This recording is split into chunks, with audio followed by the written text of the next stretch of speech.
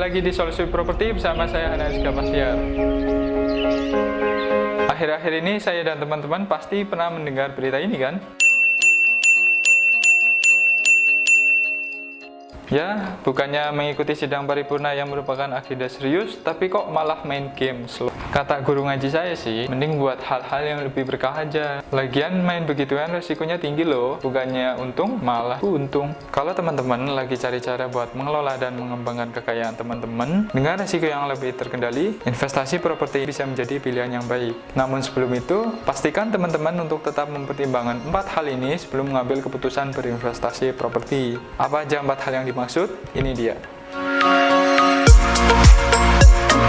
Yang pertama ada modal awal. Investasi properti biasanya memerlukan modal awal yang banyak teman-teman, baik untuk membayar uang muka maupun biaya perbaikan atau renovasi. Besar dalam hal ini relatif dan variatif ya. Ada beberapa faktor yang mempengaruhi nilai suatu properti berbeda antara satu dengan yang lainnya. Sebut saja lokasi, kondisi properti, perkembangan lingkungan sekitar, permintaan pasar, ketentuan hukum dan regulasi, dan masih banyak lagi. Perlu digarisbawahi, besarnya profit yang didapat tidak berbanding lurus dengan modal awal ya teman-teman. Makanya butuh kejelian dan kepiawaian teman-teman dalam bernegosiasi.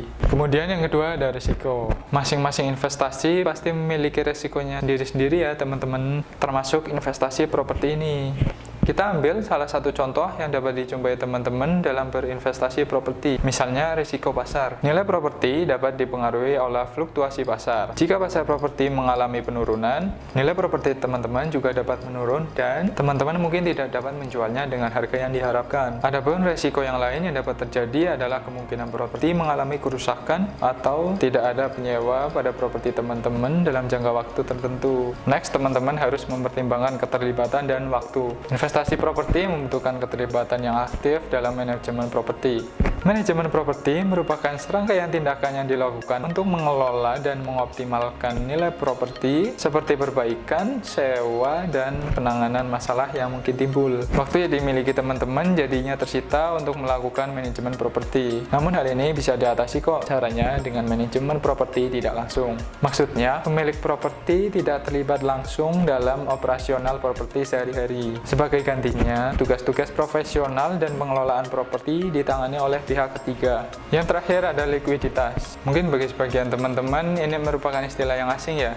Secara sederhana, likuiditas mengacu pada sejauh mana suatu aset dapat dengan mudah diubah menjadi uang tunai. Properti umumnya memiliki tingkat likuiditas yang lebih rendah dibandingkan dengan aset finansial lainnya, seperti saham, emas, atau obligasi. Jika teman-teman memerlukan dana tunai yang mendesak, menyewakan properti masih lebih mudah dibandingkan dengan menjualnya yang bisa memakan waktu dan prosesnya lumayan rumit.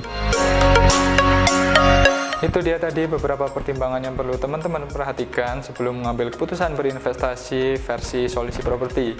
Bagi teman-teman yang tertarik berinvestasi properti, bisa dengan cara membangun atau merenovasi rumah lalu menjualnya, bikin kios, kos, atau kontrakan lalu menyewakannya, atau dengan cara lain, langsung hubungi PT NAP Solusi Indonesia melalui kontak yang satu ini. Sudah dicantumkan juga pada kolom deskripsi.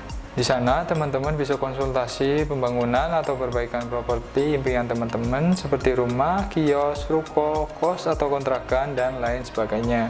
Oke teman-teman, sekian dulu dari saya. Sampai jumpa lagi di video selanjutnya dengan bahasan yang tidak kalah menariknya. Jangan lupa untuk selalu support kita dengan cara like, comment, share, dan subscribe channel Solusi Properti. Baik.